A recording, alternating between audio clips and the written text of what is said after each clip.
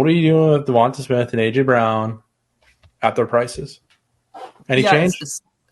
No, I mean, last year I loved them going into the season, but they were cheaper last year, like by a lot than they were going into this year. So this year I was not very in on them at their prices because I think we pretty much saw the apex of what we were hoping to see last year, which was they transitioned from a run-heavy team to a more neutral team, although wind up leaning run-heavy because of the positive script, but they were pretty middle of the road in terms of pass rate over expectation last year. And you see this massive ascension from Hurts.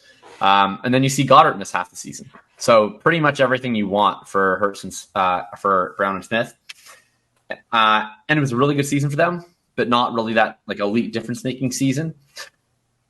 So tougher sell for me this year.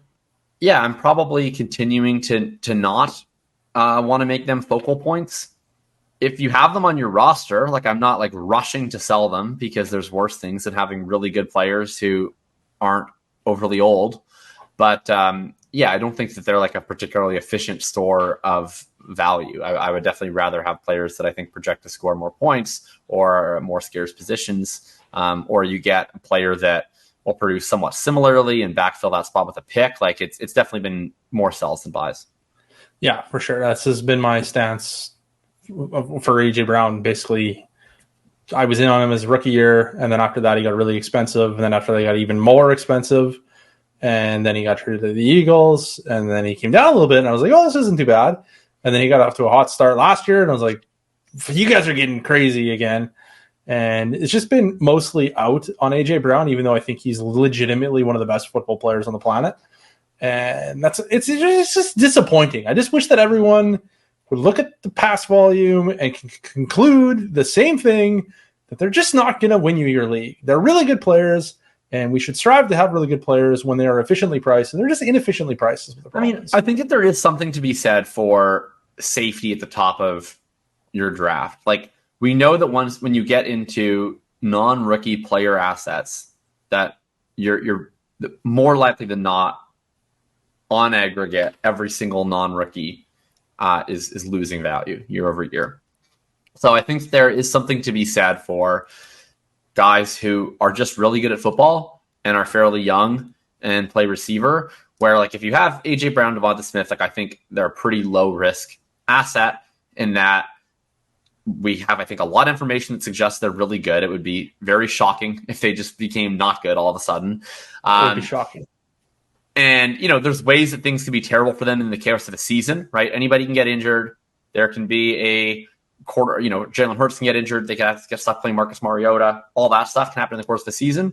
They probably just pop right back to where they were value-wise in the offseason. It's not the end of the world.